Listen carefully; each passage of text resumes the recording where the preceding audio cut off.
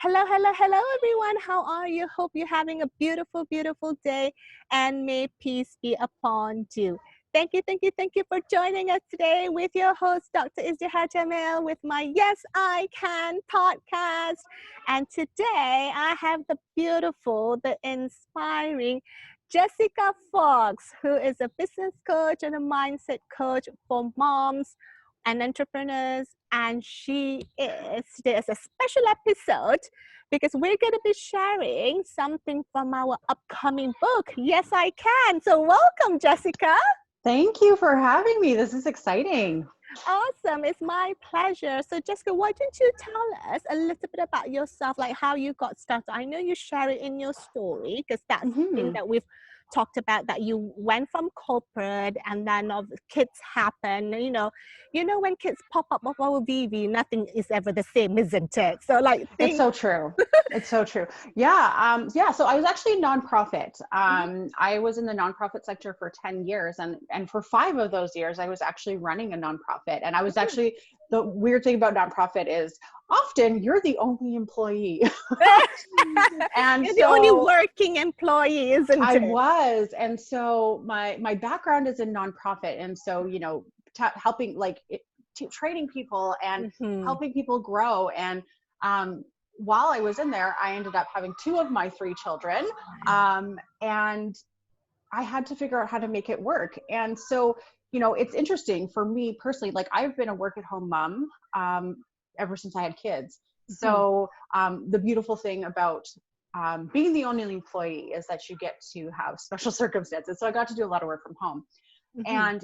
But the story that I actually share in Yes, I Can is the fact that while I was in nonprofit and it was a beautiful organization and I loved doing it, it was actually out of alignment with who I am. One of those things about being put into a role is you're expected to meet certain expectations, and they didn't really fully align with who I am and what I bring to the table. And then you add kids into the mix and trying to balance all of the things. And chaos, isn't it? It really is. It really is. And the organization that I was leading in particular, I was actually there to provide life support. I literally, this was what I was asked to do. Just go there and see if you can do something. And I was young and inexperienced, and I was like, yes, sure, why not? And the reality is that I burned out, and I actually burned out so badly that I was put on disability for over a year. And so that is crazy, right? Because you were working. Yeah. By the way, I just wanted to welcome Razia, who's another author of Yes, I Can, coming up. And the book is going to be out on the 29th of October. I'm going to pop the link below so that you can be one of the first to grab it. So Jessica was just sharing about her story that she's going to be sharing in Yes, I Can. She's from nonprofit, doing everything that she needed to do as most of the time the only employee there. And now she had 2 of her kids. She's got 3 beautiful children, 2 boys and a girl. Had 2 out of her kids there. Not there. While working there, right? Nobody wants to have a child at the office, right? So that was my life.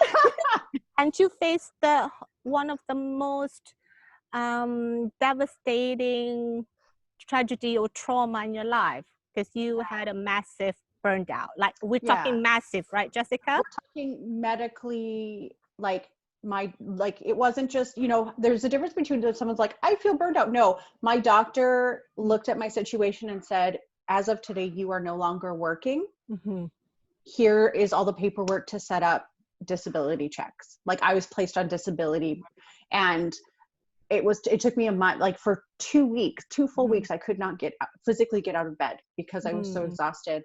And out of there, and I share a little bit, it was through that situation that, and through my recovery, that I really tapped into that question of who am I? How did I end up here with 2 children doing what I have my bachelor's degree in to do. And yet here I am completely burnt out, completely unhappy.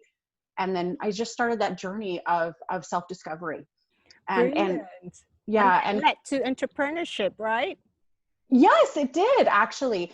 So for me, like I love working with women, and out of that, out of my own situation, I really didn't want to see another woman or another mother go through what I did. And part of the reason I did is I just didn't have the support and strategy in place to be Absolutely. successful. And that is And key, right? The strategies, mhm, the system, the steps. yep. So tell us, like, what is the one thing that a lesson or a step or a wisdom that you have learned from your journey? I'm sure you're going to dish all the juicy stuff in the book, Yes, I Mhm. Can, coming on the 29th. So tell us, what is the one lesson that you learned? Like, you know, you didn't have the system and the structure and the support. So what is one lesson that you learned that helped you to move Yeah. forward? The lesson is really that as women and as mothers, pursuing our dreams is absolutely okay. Mm-hmm. That we have a tension in our society that says that women need to choose.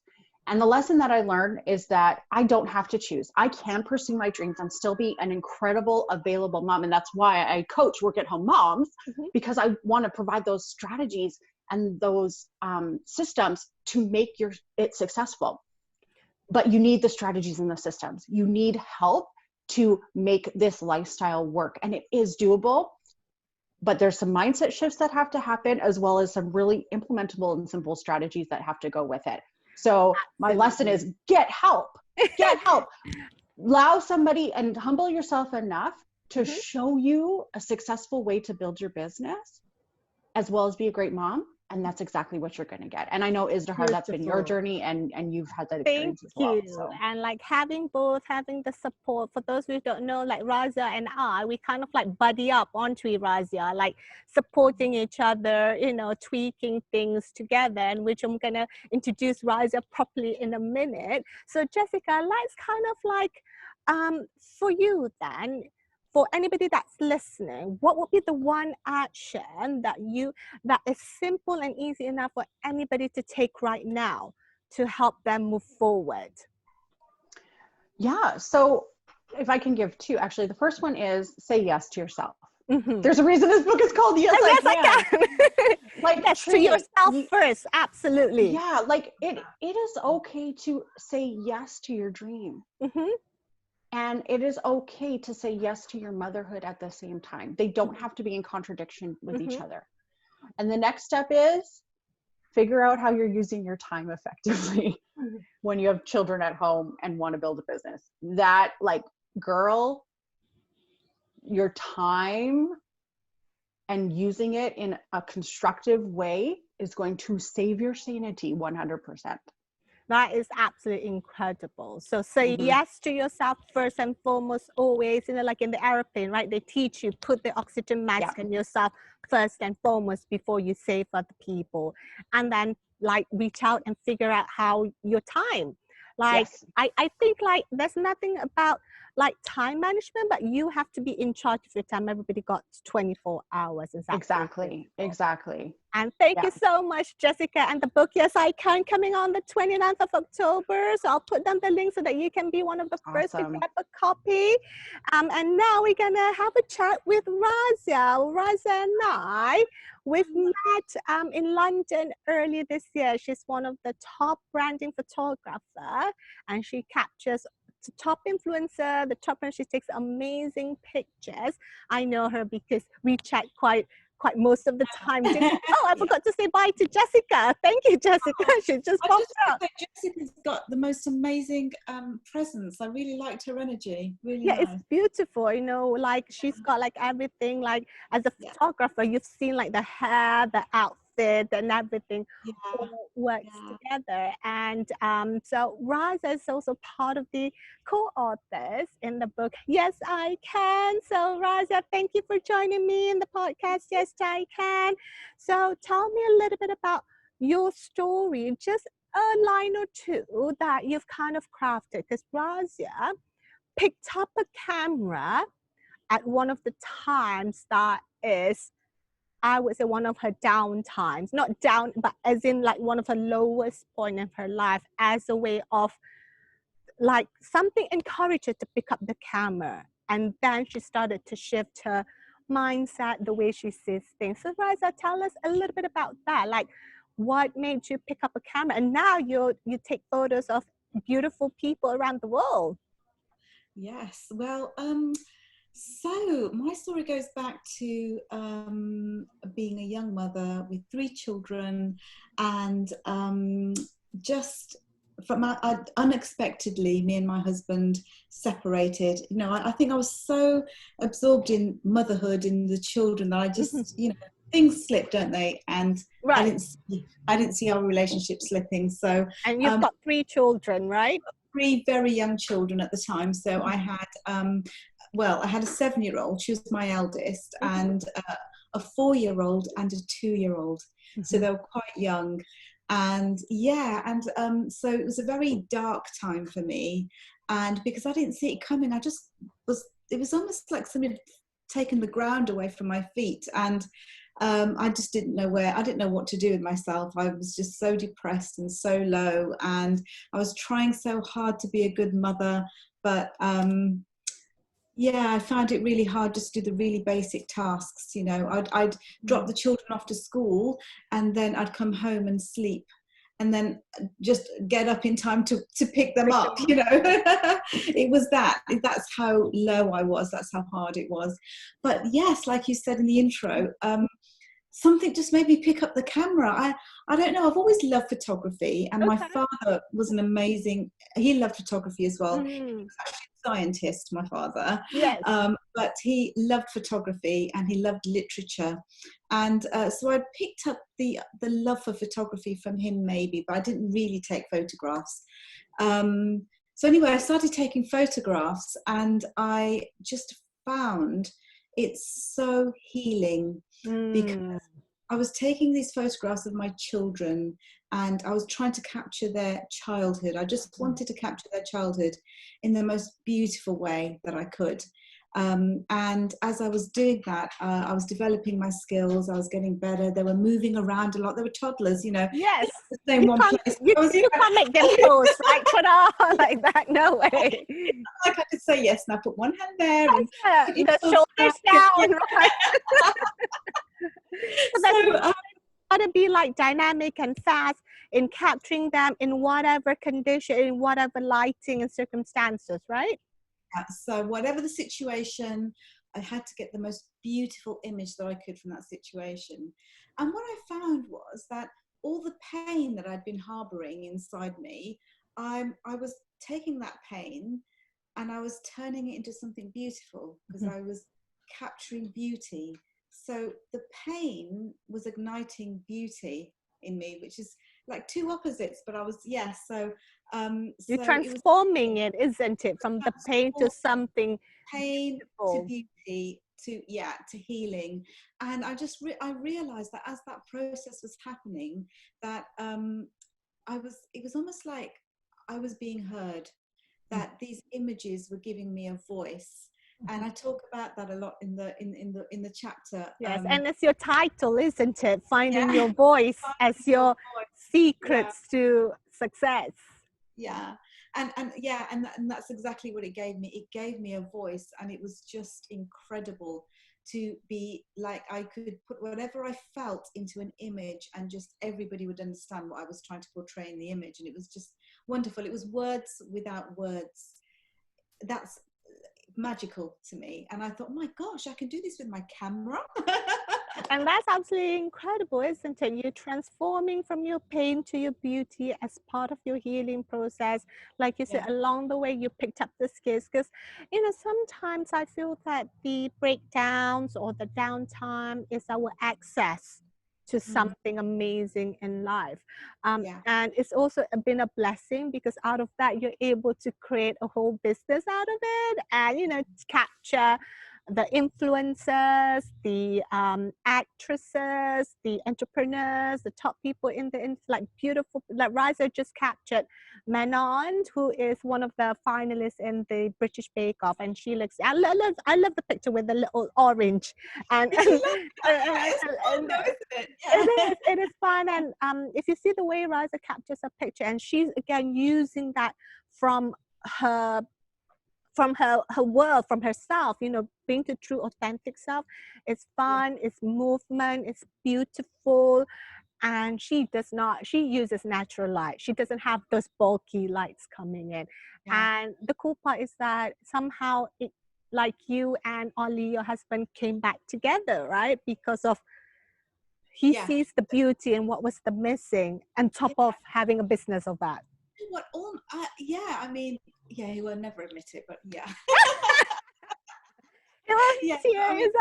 He was actually very supportive of me at the time when he saw these images, and he thought, wow, he was blown away himself, and it would bring him to tears looking at these photographs. Aww. So they were definitely very, very powerful, not just for me, but for him as well. So it was, again, being able to speak without words and being able to communicate that.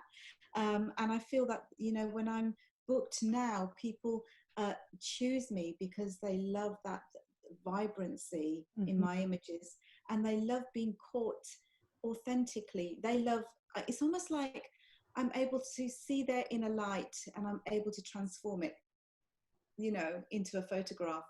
So and it's so great to be able to do that for other people. Absolutely, because like Razia and I met in London early this year, and I'm like, Razia, can you take a picture of me with my iPhone? And I'm like, Razia, I don't know how to pose. How should I pose? I said, well, just do whatever you want. It's my job to, you know, to capture you. I'm like, okay, then I'll just do whatever I want. And she takes amazing. And Razia and I, we've set up the intention to be working together after this whole circuit breaker. But Razia, tell the audience, if you can share one wisdom from your chapter, from your story, what would that be? One wisdom, it would be, I think the camera helped me hone in on what I had in my life that was really beautiful. It always, like, looking through the lens, showed me the beauty that I had in my life, which was always there, but it was almost like, here it is. So what I learned from that is that I'm a very visual person, and I just learned that by being visual and visualizing what you want in life, and visualizing the end outcome, or visualizing, you know, if you want to be an entrepreneur, just imagining that success. You have to be able to see it first. Just like when I did those images, I had to be able to see what I had. It's like, so if you want something in life, you have to be able to see it in your mind. And once your mind accepts that, you just think of, visualize it every day, and then once your mind accepts that, then you can, you know, start taking small steps towards that goal. So I would say visualize. That is beautiful. And I think you touch on a key point, because everybody talks about visualization, and what I've learned about visualization is that it has to be consistent and constant visualization, because it's not just enough just once pop dun, dun, and then it's done, right? It's like the constant thing is like a movie playing, and I'm assuming when you take pictures you see that, right? The lighting, the visual that you want to capture, and then it's been materialized, it's been manifested. So thank you, Razia, for the consistent and constant visualization. It's not enough to just once. And also follow it with action. So you have to do something as well. It's not just enough to visualize. You've got to, like, put a little, even if it's small, one small step. Visualize it, and then just do one small step that will take you towards your goal. It doesn't have to be big, it's just a small step. Absolutely. And one of the reasons that Razia shares in her course is that how to get influencer to come and collaborate with you. And that is the thing, right? We start off with visualizing it, conceptualizing it, and then taking the actions necessary to get that influencer to hook in with you, or collaborate with you, or at the very least have a chat with you. So that is absolutely amazing. So Razia, let's finish off. If there's one thing that anybody can take or do today, action-wise, what would you say to them? What's one easy thing that they can take to move forward? I would just say, believe in themselves, see the beauty in your life, And the one action would be, again, just do one small thing. Write your goal down. That's what I would say, actually. Write your goal down, visualize it, and then do one small thing. That's 3 things, isn't it? Sorry about that. That's okay. So like write your goal. Obviously you have to know what you're gonna go for, because otherwise you end up in the mud, right? So write it down and then and figure out just one action that can take you a step closer. And then tomorrow another action that's gonna take you closer. And it's so underrated, visualization, because you hear it a lot. Oh, you have to be, visualize it and it'll happen. But I think, as I said in the chapter, I think I've always been using this technique, whether I was aware of it or not. I was always visualizing something better. In my darkest times, it just gave me hope. And I think hope is a very, very beautiful thing, because it keeps us going. It keeps us pushing for the next thing in our most darkest times. So yeah, visualization, it might sound really simple, but it's actually very, very powerful, because it's there to serve as hope and take us to the next level. Thank you, Razia, and that's absolutely beautiful. So if you're going to read Razia's chapters, Jessica's chapter, my chapter, and the other amazing people, entrepreneurs in the chapter, the book, Yes, I Can, 15 Mindset Secrets of Inspiring Entrepreneurs Around the World, is coming out on the 29th of October. I'll drop them the link below so that you can be one of the first to grab a copy. And thank you so much, Razia, and all the authors. And make sure everybody go and grab the book, because there's nothing like it out there. And like Razia said, it just gives you hope. And nothing more importantly, Razia, is real people having real results, right? So we're not like Harvard professor theory kind of thing. It's real people with real results. Razia with her story, Jessica with her story, and how we moved from point A to point B. That's all you need to do, right? We just have to move from A to B, and success is your destiny. So thank you so much, everybody. Razia, can you stay a little bit? I just wanted to ask you a question. So thank you so much, everybody, for joining me, your host, Dr. Izdihar Jamil, with the podcast, Yes, I Can, the Secrets to Mind, Body, and Business Success. Say bye, Razia. Bye.